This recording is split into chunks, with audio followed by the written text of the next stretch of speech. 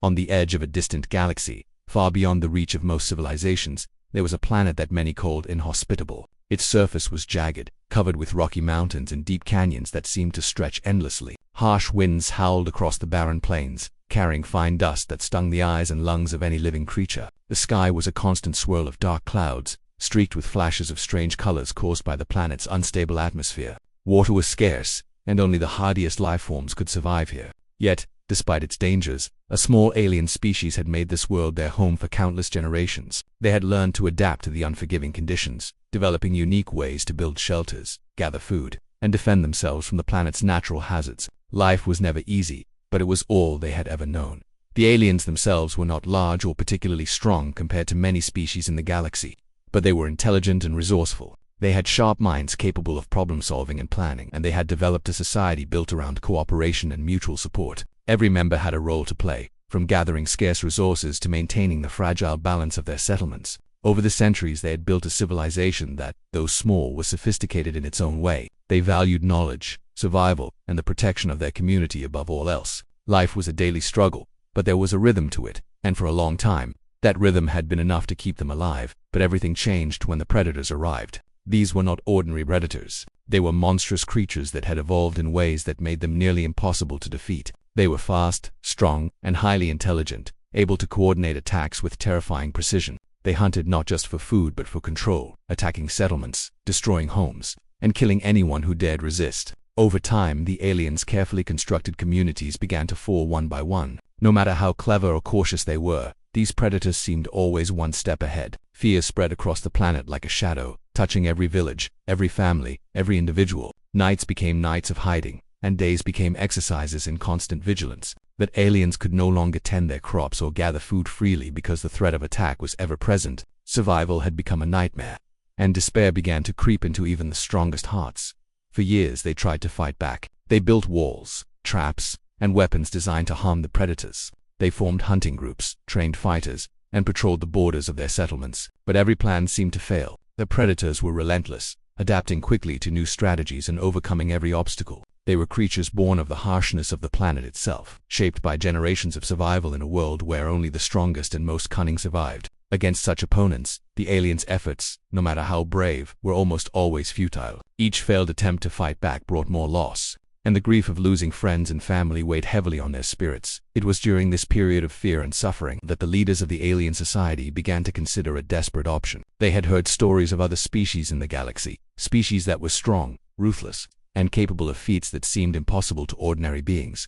Among these, one name was spoken with a mixture of awe and terror: the Death. Legends described them as warriors unmatched in combat, trained from birth to face impossible odds and survive. They were said to be fearless, aggressive, and relentless, creatures who could thrive in environments that would destroy almost anyone else. The thought of calling for their help was both hopeful and frightening. These were outsiders, beings whose power and methods could be as dangerous as the predators themselves. Yet, when all else had failed, there seemed to be no alternative. The alien leaders gathered in a hidden chamber beneath the largest settlement. The walls were carved from the planet's natural rock, reinforced with materials scavenged from previous structures destroyed by the predators. It was a quiet place, removed from the chaos above, where they could think without interruption. The council was composed of the wisest and most respected members of the community, each of them carrying the burden of their people's suffering. They spoke in hushed tones, weighing the risks of reaching out to the Deathworlders against the certainty of continued destruction if they did nothing. Arguments were made on both sides. Some feared that summoning such powerful beings might lead to unintended consequences, that the Deathworlders' presence could cause more harm than good. Others argued that without drastic action, the species itself might not survive another year. After long deliberation, the decision was made. They would send a distress signal across the stars. It would be a plea for help, an acknowledgement of their desperation, and a request for intervention. The message had to be carefully crafted. It needed to convey the severity of the situation, the danger they faced, and their need for external aid. But it also had to show respect for the warriors they were calling. They could not afford to appear weak or helpless, as that might invite disdain or even indifference. The signal was composed using their most advanced communication technology, a combination of encoded light pulses and sound frequencies designed to travel vast distances through space. Every detail was painstakingly checked.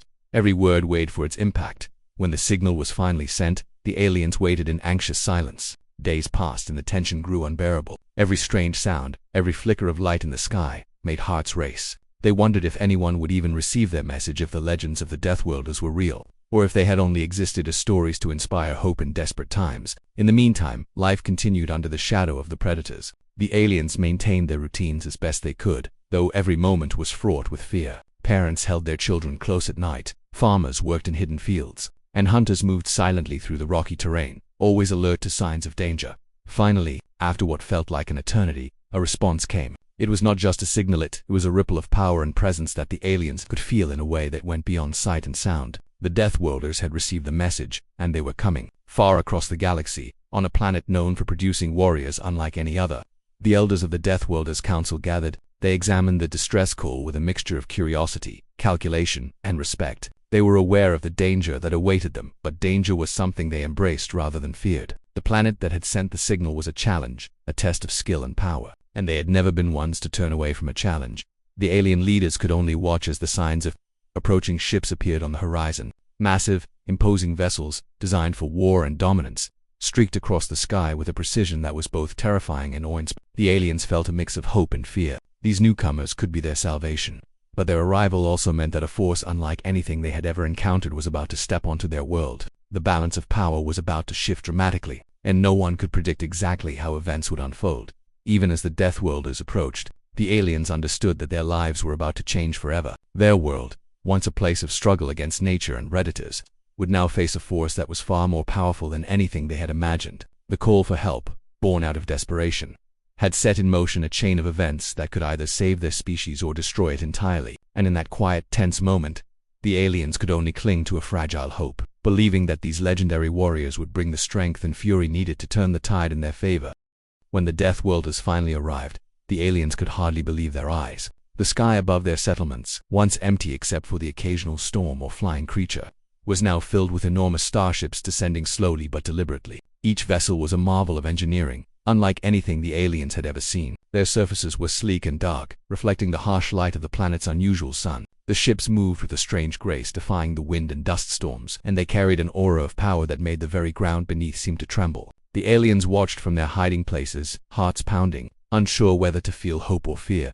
The landing was not like the gentle arrivals they had read about in old records of space travelers. There were no soft touches of airlocks or polite greetings. Instead, the starships touched down with authority, sending tremors across the rocky plains. Dust and debris erupted around the landing zones, creating clouds that obscured the view for a few moments. When the clouds settled, figures began to emerge. These were not the fragile or timid visitors the aliens might have imagined. They were tall, heavily built, and carried the kind of presence that demanded attention. Their armor gleamed even in the dim, stormy light of the planet, each piece seemingly designed not only to protect but to intimidate. Weapons were strapped to their bodies, ready for use at a moment's notice. The aliens stared in awe and trepidation. These beings were the Deathworlders, legends come to life. Stories told of their courage and ferocity, but seeing them in person was different. There was something almost primal about them, a raw energy that radiated from their movements and their eyes. They did not speak at first. They simply surveyed the land, observing the terrain, the alien settlements, and the surrounding wilderness with calculating precision. Every movement was deliberate, every gesture meaningful. It was clear they were assessing not only the planet but also the creatures they had been called to face. The aliens' leaders stepped forward cautiously, emerging from their shelters to greet these terrifying saviors. They spoke in their language, offering explanations, directions, and warnings about the predators that had dominated their world for so long. The Deathworlders listened intently, not a word out of place, their eyes scanning every detail, memorizing every shape, path, and structure. To the aliens, it seemed almost as if the Deathworlders were not just listening but absorbing the planet itself, taking it into their minds and understanding it in ways no ordinary being could. After the initial communication, the Deathworlders began to move through the settlements, not with the curiosity of explorers but with the purpose of warriors who had come to a battlefield. They examined the fortifications, inspected the traps, and tested the weapons the aliens had been using for years against the predators. Nothing was wasted on them. They took note of every advantage and every weakness, even the smallest details, like the angle of a defensive wall or the sharpness of a hunting blade, were catalogued in their minds. The aliens, who had long believed they knew the best ways to defend themselves, realized that the Deathworlders' experience and understanding of combat far surpassed anything they could imagine. Then came the moment when the Deathworlders demonstrated their power. It was subtle at first. A single warrior lifted a massive boulder that had blocked a canyon path for generations. With ease, he moved it aside, revealing a hidden passage that even the oldest alien scouts had never noticed. Another tested a trap, instantly dismantling it and showing how it could be improved to capture not just small creatures but something as dangerous as the predators themselves. The aliens watched in silence, a mixture of admiration and fear filling their hearts. These were not just skilled fighters, they were beings capable of understanding the very nature of danger itself. The presence of the Deathworlders also began to change the atmosphere in the alien settlements. Where there had been fear, there was now a cautious hope. Families that had cowered in their homes started venturing outside again, cautiously at first, then with more confidence. Hunters began to take small steps into the surrounding terrain, learning from the Deathworlders' movements and techniques. Even the young and elderly, who had long lived in terror of the predators, felt a sense of reassurance. The aura of unstoppable power that the Deathworlders carried seemed to repel not just the predators but also the fear that had dominated the planet for so long.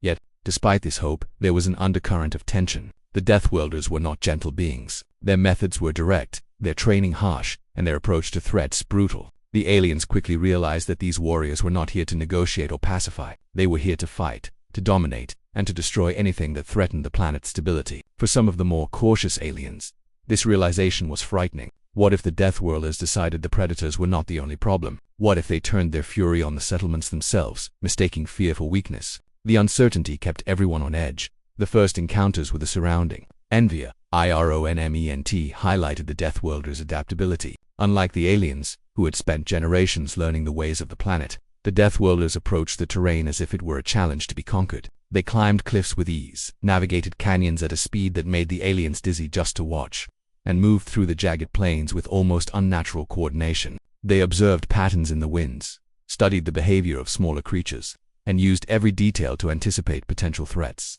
The Redditors, the aliens realized, were going to face opponents who could outthink and outfight them at every turn. As preparations continued, the Deathworlders began teaching the aliens basic combat techniques. It was not training in the conventional sense but rather a demonstration of principles. They showed how to move quietly, how to strike with precision, and how to anticipate attacks before they happened. The aliens struggled at first, their bodies not accustomed to the intense physical demands of the warriors' methods. But the Deathworlders were patient in their own way, correcting movements with minimal words, emphasizing understanding over rote repetition. Slowly, the aliens began to pick up on strategies they had never considered, and even the most fearful among them started to feel a spark of confidence. At the same time, the predators were watching. These creatures, once the undisputed rulers of the planet, began to sense a new force arriving. They prowled near the edges of the settlements, observing the strange, tall beings that moved with confidence and power. Unlike the aliens, the predators did not fear death. They were killers by nature, but they were curious. They could sense the difference in strength, the precision, and the relentless determination of the Deathworlder. This was not an ordinary species. They would have to adapt, strike harder, and perhaps reconsider their dominance if they wanted to survive. The balance of power, which had always favored the predators, was beginning to shift. For days the Deathworlders continued to move through the settlements, testing defenses, observing predators from a distance, and teaching the aliens. Slowly, a rhythm developed. The aliens, once passive and fearful, began to participate actively. They learned to move with more confidence, to coordinate with the Deathworlders, and to anticipate danger. There was still fear, but it was mixed with respect and admiration. The once hopeless world began to feel alive again. The skies, though still harsh and stormy, now carried the sense that change was coming. Something powerful, unstoppable, and transformative was sweeping across the planet, and the aliens could only watch in awe as their fate began to turn. The alien settlements had changed completely. The once fragile communities now had a visible, formidable force standing with them. The Deathworlders' presence was no longer just about hope. It was about action. They had arrived with authority, assessed the terrain, prepared the aliens, and sent a clear message to the predators. Domination had a new challenge, and nothing would remain unopposed. The aliens, inspired by this new power and guidance, felt a sense of unity they had never known. Their survival, once in doubt, now seemed possible. And for the first time in many years, they could imagine a future where their species would not merely exist but endure, thrive, and fight back. The first clash with the predators was nothing like the aliens had imagined. For years, the predators had terrorized their world, striking suddenly, vanishing, and leaving death and destruction in their wake. The aliens had grown accustomed to fear, learning to hide, escape, or barricade themselves whenever these creatures approached. But now, with the Deathworlders on their side, everything was about to change. The predators, sensing the presence of a new and powerful force, approached cautiously at first, curious about these newcomers who did not tremble or run. They prowled along the rocky plains, their eyes glowing faintly in the dim light, muscles coiled, ready to strike. The Deathworlders waited silently, observing the predators' movements, their own bodies tense but controlled. The aliens watched from behind boulders and walls, hearts pounding in anticipation and fear. The Deathworlders did not act hastily. Every motion, every step, was calculated. They spread out strategically, taking positions that allowed them to cover multiple approaches at once. Their weapons, unlike anything the aliens had ever seen, were designed to deal maximum damage with precision. Even before the first predator attacked, it was clear that the Deathworlders were prepared for anything. Then the attack came. It started suddenly, as if the predators had been waiting for the exact right moment. They surged forward in waves, moving with frightening speed. Claws tearing at the ground, teeth snapping, and bodies twisting with unnatural agility. The aliens gasped in terror, expecting the Deathworlders to be overwhelmed, but the warriors did not flinch. With a combination of strength, skill, and coordination, they met the predator's head. Every strike was decisive. A single blow could break bones, disable limbs, or send a creature flying back into the rocky terrain. The predators, who had never encountered opposition like this, faltered. The battle was brutal and chaotic. Dust and debris filled the air as creatures collided with warriors. Rocks exploded under forceful impacts, and the sound of weapons clashing echoed across the valleys. The aliens could hardly comprehend the ferocity of the Deathworlders. They moved with a speed and precision that made it seem as though time itself slowed down for them. Every action had a purpose. Every movement was calculated to maximize effectiveness and minimize risk. The predators, for all their strength and cunning, were beginning to understand that they were facing opponents unlike any they had ever known. Despite the overwhelming power of the predators fought back with everything they had. They were relentless, refusing to retreat even as their numbers dwindled. Their attacks became more aggressive, more unpredictable, and more vicious. They tried to use the environment to their advantage, leaping from cliffs, hiding behind rocks, and striking from above. But the Deathworlders anticipated their strategies, adapting quickly to every new tactic. They moved with astonishing coordination, covering each other, responding to threats instantly, and exploiting the predators' weaknesses. The aliens, watching from safe vantage points, could hardly believe what they were seeing. The first hour of battle was a blur of motion, sound, and violence. Some predators were thrown back by powerful strikes, others were pinned down with weapons designed to restrain, and a few managed to escape temporarily, only to be met by another Deathworlder moments later. The aliens noticed something remarkable. The warriors did not hesitate, did not panic, and did not waste effort. Even when confronted with multiple predators at once, they remained calm, controlled, and devastatingly effective. This was a level of skill and discipline that the aliens had never imagined. It was clear why these beings had earned the fear and respect that their legends described. As the battle continued, the aliens began to realize their own role in the fight. The Deathworlders, while powerful, were teaching without words. Their movements, their strategies, and their reactions were lessons in survival. The aliens began to mimic small techniques, moving quietly, positioning themselves to avoid danger, and observing the predators' behavior to anticipate their attacks. Even the youngest and least experienced members of the alien communities began to understand the principles of combat and survival.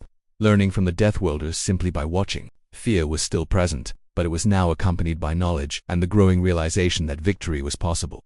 The predators, increasingly frustrated, began to adapt as well. They tried coordinated attacks, attempting to surround the warriors, isolate individuals, and exploit perceived weaknesses. But the Deathworlders' awareness was almost supernatural. They anticipated the predators' moves before they occurred, countering attacks with devastating effectiveness. Every predator that thought it had a chance of winning was quickly proven wrong. The aliens watched in awe as the Deathworlders turned a predator's cunning and aggression against them, using their own strategies as traps to destroy them. Despite the overwhelming odds, the battle was not easy. The predators were formidable opponents, and the Deathworlders knew that complacency could be fatal. Each warrior had to stay alert, constantly analyzing, adjusting, and reacting to threats. Injuries occurred, but even these were handled with efficiency. A quick strike, a repositioning, or a calculated move was enough to maintain dominance. The aliens realized that what they were witnessing was not just raw strength, it was intelligence applied to combat, honed through years of experience on planets far more dangerous than their own. The turning point came when the predators began to lose cohesion. Their coordinated attacks faltered under the relentless pressure of the Deathworlders. Some predators, recognizing the futility of continuing, attempted to retreat into the mountains or caves. Others were driven into open areas where the warriors could confront them directly. The battlefield, once a place of fear and uncertainty for the aliens, now belonged to the Death. Their control of the terrain, their understanding of the predators' behavior, and their unmatched combat skill created a situation in which survival became possible, and defeat for the predators was inevitable. During this time, the aliens experienced a mix of emotions. Fear had not vanished, but it was now accompanied by hope and inspiration. For the first time in generations, they could imagine life without constant terror. Children peered from behind rocks, hearts racing, learning courage from the warrior's example. Elders who had long given up hope began to feel a sense of possibility. Even those who had lost family and friends in previous predator attacks found comfort in seeing the tide turn. The Deathworlders had not just brought strength, they had brought a lesson in resilience, discipline, and hope. By the end of the first major battle, the predators had suffered significant losses. Many were dead, some were injured, and the rest had retreated temporarily, forced to reconsider their dominance. The landscape bore the marks of the conflict, rocks shattered, the ground scarred, and dust and smoke still lingering in the air. The aliens, stepping cautiously onto the battlefield, saw the results of the Deathworlders' power and strategy firsthand. It was a lesson in what could be achieved when fear was replaced by action, skill, and determination. The Deathworlders themselves did not celebrate. They were focused, disciplined, and already planning for the next stage of the fight. They moved through the battlefield, ensuring that all threats were neutralized and that the aliens understood the lessons to be learned. Every interaction, every demonstration, reinforced the idea that survival required more than courage. It required intelligence, preparation, and coordination. The aliens began to internalize these lessons, understanding that their partnership with the Deathworlders was not just about brute force but about becoming stronger themselves. As night fell on the planet, the sounds of battle slowly faded. The predators, battered and demoralized, withdrew into the shadows of the rocky terrain, aware that the war for dominance had shifted. The Deathworlders stood tall and vigilant, scanning the horizon, ready for the next attack. The aliens gathered cautiously, sharing stories of what they had seen, their voices filled with wonder, relief, and a cautious optimism. They had witnessed something extraordinary, a force so powerful and skilled that even the most feared predators could be defeated. In that moment, the aliens realized that their world would never be the same. The Redditors, once rulers of the planet through fear and strength, were now vulnerable. The Deathworlders had arrived, and their presence had altered the balance of power. The aliens, inspired and emboldened, began to imagine a future where survival was possible, where fear did not dictate every action, and where hope could flourish alongside courage. For the first time in countless years, the possibility of reclaiming their planet from the predators felt real. After the first clash with the predators, the atmosphere on the planet had changed. Fear was no longer the only emotion in the hearts of the aliens. Awe and hope had begun to take root. They had seen the Deathworlders in action, relentless, skilled, and unstoppable. The predators, once untouchable rulers of the planet, had been forced to retreat, if only temporarily. But the aliens quickly realized that victory would not come easily. The predators were cunning, adaptable, and far from defeated. Survival now depended on more than just witnessing the Deathworlders' strength. It required the aliens themselves to step forward and take part in the battle. At first, this was not easy. The aliens had spent generations hiding, running, or escaping from danger. Combat, strategy, and aggression were not parts of their daily lives. Yet, as they watched the Deathworlders, they began to see the principles of fighting, survival, and strategy in action. The warriors moved with purpose, using terrain, timing, and coordination to overcome threats that would have destroyed ordinary beings. Slowly, the aliens started to understand that their role was no longer passive. They needed to observe, learn, and eventually act alongside these powerful newcomers if they hoped to survive. The turning point began in small ways. Groups of aliens, inspired by the Deathworlders' demonstrations, began to venture outside their hiding places. They moved quietly through the rocky terrain, avoiding open spaces where predators could strike. They learned to position themselves behind cover, to anticipate ambushes, and to use simple weapons more effectively. At first, their efforts were timid, and mistakes were frequent, but the Deathworlders corrected them subtly, showing the right movements with minimal words, emphasizing learning through observation and experience rather than fear. One day, a small group of alien scouts spotted a band of predators returning to the edge of a settlement. Normally, this would have caused panic, and everyone would have hidden, but this time was different. The scouts used what they had learned. They signaled quietly, moved with precision, and set up positions that allowed them to monitor the predators' movements without being seen. The Deathworlders observed from a distance, silently approving the aliens' coordination. When the predators attempted to strike, the scouts were ready. They did not attack recklessly, but their strategic positioning forced the predators into areas where the Deathworlders could intervene with devastating effect.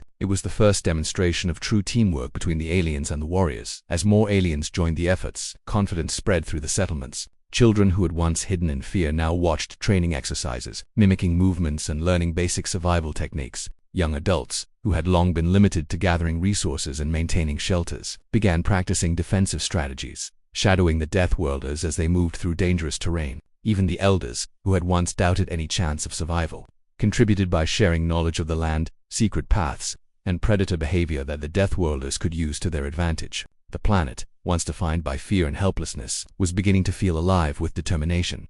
The predators, sensing the change, became more aggressive. They launched attacks in areas where they had once held complete dominance, trying to intimidate the aliens and test the newcomers. But now, The Deathworlders and the alien fighters met them head-on. Each battle was different, requiring careful coordination. The aliens began to play active roles in scouting, setting traps, and diverting predators into favorable positions for the Deathworlders. Their knowledge of the land, combined with the warriors' combat skill, created a new strategy the predators could not predict. This shift marked a crucial turning point. The predators were no longer in control, and the aliens were beginning to reclaim their world.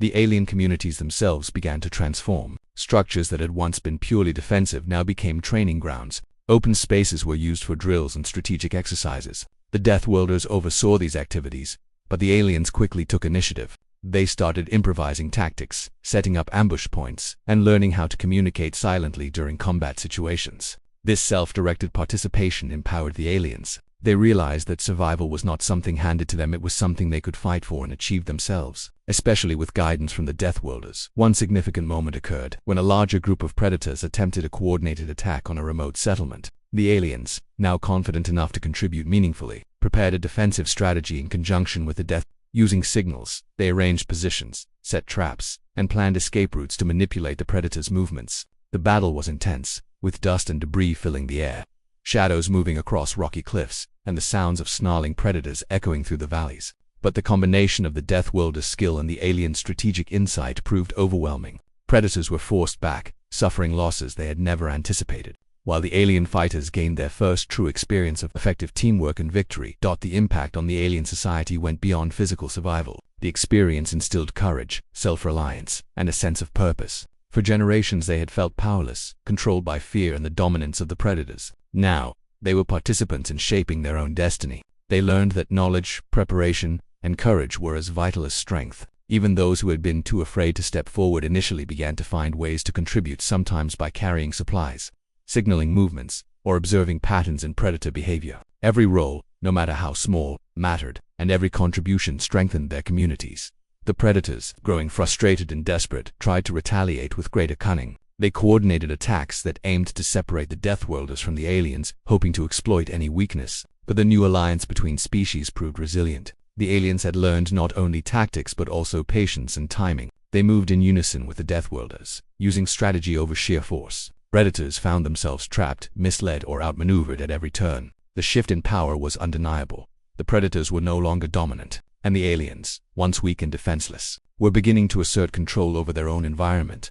Throughout this period, the Deathworlders continued their guidance. They emphasized adaptability, teaching the aliens to anticipate threats, adjust strategies on the fly, and remain calm under pressure. Unlike conventional teachers, they did not explain everything. They demonstrated, observed, and corrected. This approach forced the aliens to think critically, make decisions, and take responsibility for their actions. Slowly, the species transformed. No longer mere survivors, the aliens were becoming capable defenders, learning to rely on their own skills and the combined knowledge of their new allies. The planet had visibly changed. Alien settlements were no longer mere refuges. They were organized, fortified, and ready for confrontation. The predators, weakened and cautious, avoided open areas where the alliance of Deathworlders and aliens could strike. The aliens had begun to move with confidence, exploring areas that had long been off-limits due to fear. Their society, once fractured and driven by desperation, had found unity and purpose through collaboration, strategy, and courage. The balance of power on the planet had shifted dramatically, and for the first time in generations, survival felt achievable not only through luck but through skill, coordination, and determination.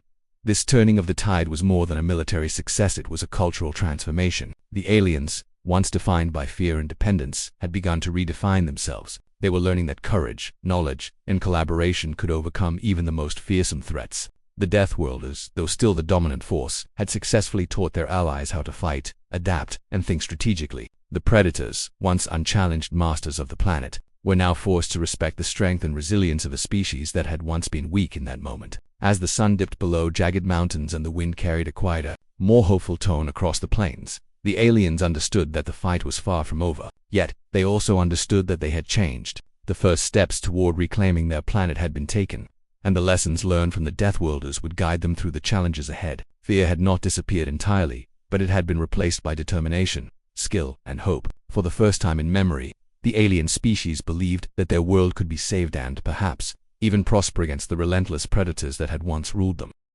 After days of relentless fighting, the predators were finally pushed back. Their attacks became scattered, uncoordinated, and desperate. No longer were they the rulers of the planet, striking fear into every corner of alien settlements. The combined efforts of the Deathworlders and the now-trained alien warriors had turned the tide completely. What once seemed impossible, defending the planet, reclaiming lost territory, and surviving the Predator's onslaught, had been achieved. The aliens, who had once lived in constant terror, now felt a cautious relief, mingled with awe at the power of the warriors who had arrived from across the stars.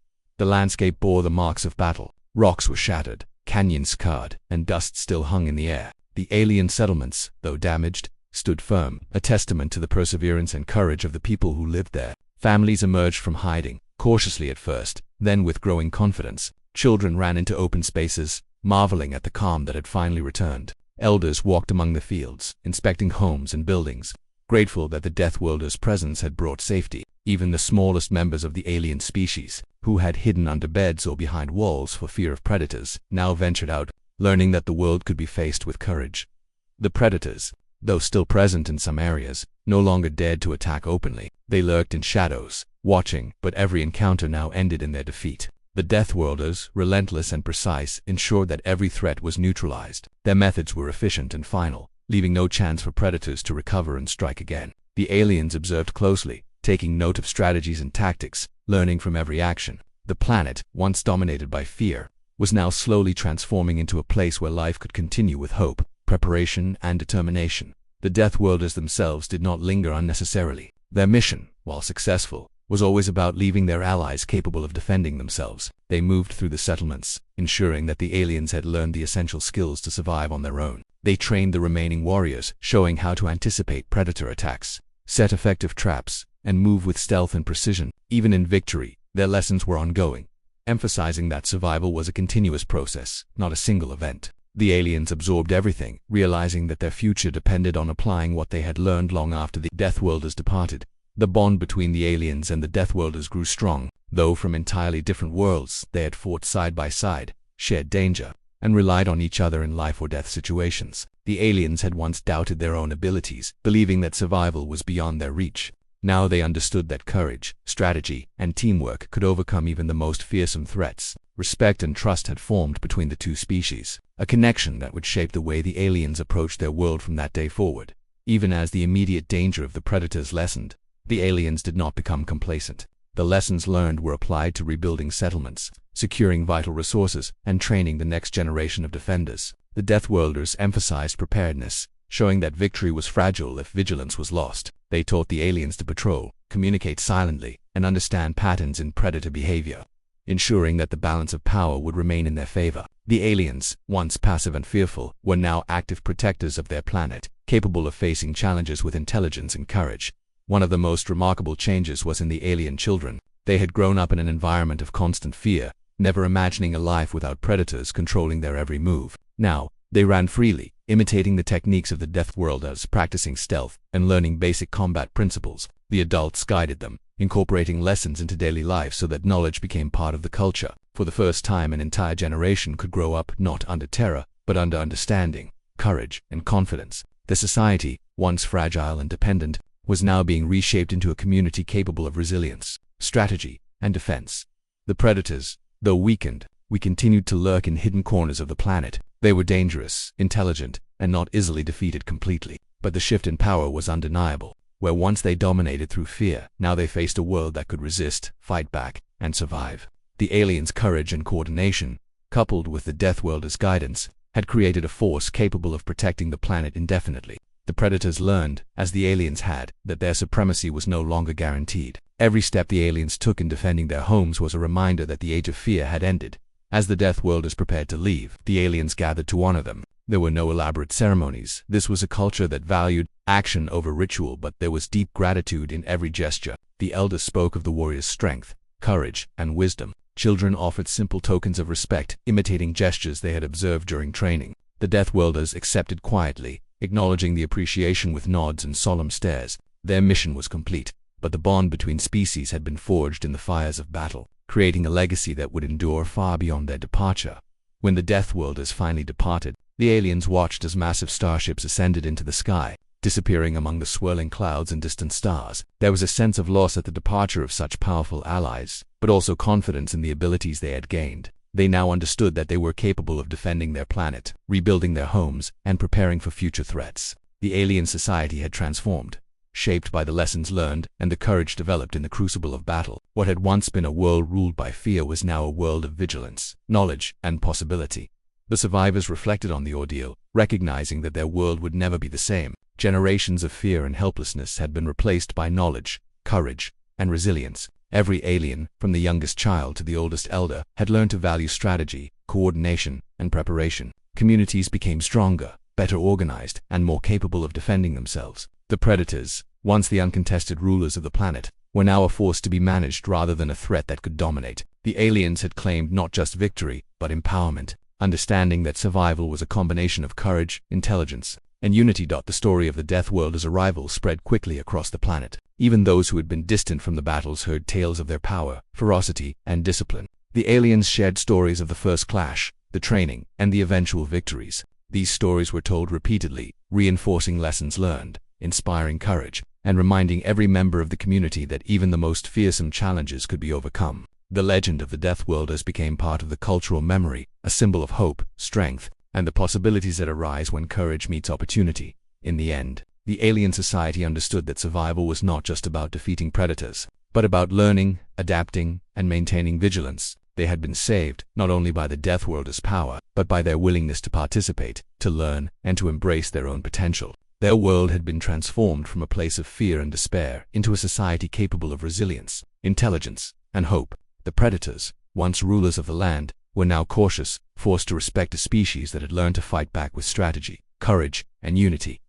Life slowly returned to a new normal. Alien children played in the open spaces, families rebuilt homes, and communities organized patrols and training exercises. The once dangerous lands became manageable through knowledge and preparation. Every day, the aliens applied what they had learned from the Deathworlders, ensuring that their planet would remain safe and that future generations would be ready to face any challenge. The story of survival, courage, and transformation became a source of inspiration, not only for those who lived through it, but for generations to come. By the time the dust settled and the predators no longer posed an immediate threat, the aliens had achieved something remarkable. They had reclaimed their world, transformed their society, and discovered their own inner strength. The Deathworlders' arrival had changed everything, but the true change was within the aliens themselves. They had learned that fear could be overcome, that courage and intelligence were powerful tools, and that unity could triumph over even the deadliest of threats. The planet, once a place of terror, was now a home where life could flourish, defended by a species that had discovered its own strength in the face of unimaginable danger.